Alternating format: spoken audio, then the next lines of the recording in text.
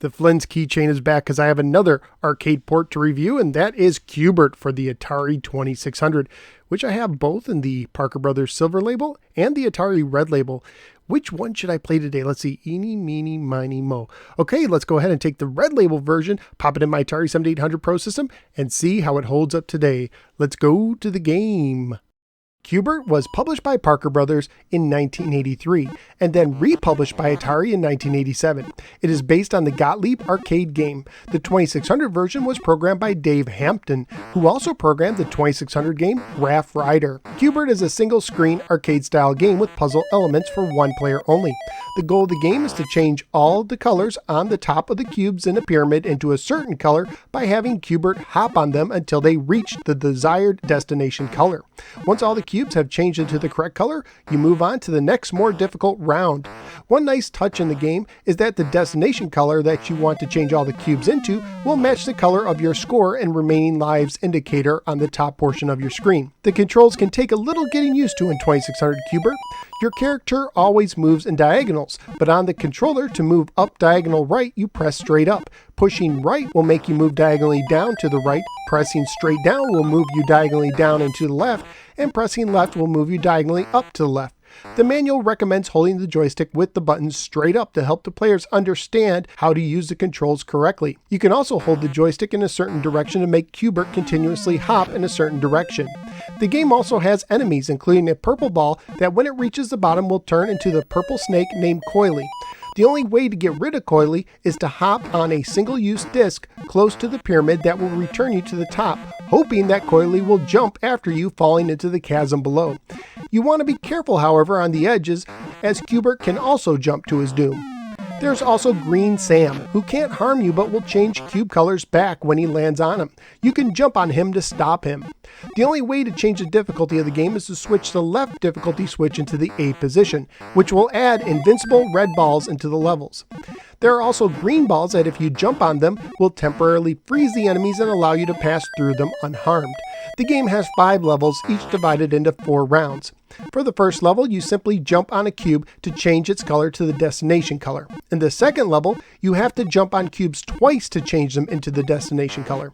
For the third level, one jump will change a cube to the correct color, but a second jump will change it back to the original color. For the fourth level, it takes 2 jumps to change the color into the destination color, but jumping on a cube a third time will change it back 1 color. And the fifth level is just like the fourth level, except a third jump will cause the cube color to revert to the starting color. If you beat all 4 rounds in the fifth level will repeat from its first round.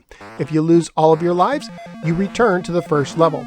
You start the game with 4 lives and you gain an extra life after the first 5 rounds, and then every 4 rounds after that. If you touch the red ball, purple ball, Coily the snake, or jump off the pyramid, you lose a life. Scoring wise, you get 25 points if you change a cube color to the destination color, 100 points for catching the green ball, 300 points for catching Sam, 500 points if you get Coily to jump to his doom, and 3,100 points for every round completed. Graphically speaking, the game looks pretty good for a 2600 title, especially the animation of Coily, but what really impressed me were the great sound effects. Family-friendly wise, the game is fairly tame, except that when a monster hits Qbert, he grumbles with symbols appearing over his head, giving the impression that he is swearing in his native tongue. Wait a minute, does Qbert even have a tongue? At the time of my research on eBay, for the silver labeled Parker Brother versions of the game, loose copies were going for $6 to $13 and complete copies were going for $11 to $13. For the later released red label Atari variation, loose copies were going for $7 to $11, one complete copy sold for $18, and new copies were selling for $26 to $32, including shipping. So what did I think of Qbert? Well, let me start off by saying that I tend to like the Qbert character more than the game itself. No matter what, it seems that at some point in almost every game I play, I end up jumping off the pyramid due to the isometric controls. They work well, but every once in a while my brain forgets how they work, leading to a temporary moment of frustration where I go somewhere that I don't want to go. And in general, I'm not a fan of isometric view games. But that being said, I still enjoyed Qbert. It's not a top 10 game for me, but it does have enough enjoyment that I could see myself playing it again in the future. So where am I going to rank Qbert? Somewhere in the middle, around the low 50s to high 60s. I like Qbert better than Space Attack at 60, but I would rather play Spider Fighter at 59 than Qbert. So out of the 103 games I've ranked on the 2600, Qbert is flying his disc to the 60 position. Qbert can be fun, but you have to get used to the controls first. So what do you think of Qbert on the Atari 2600? Whether you agree or disagree with me, feel free to let me know in the comments below. Also, feel free to click the like and subscribe buttons. If you'd like to support the show, you can do so at Patreon. Just go to patreon.com/NoSweatGamer for more information. You can also follow me both on the Facebook or the Twitter. Thank you for giving me a little part of your day, and I look forward to seeing you next time in the next episode of the No Swear Gamer. Take care, and the next time you want to swear, just hold up a speech balloon with symbols instead.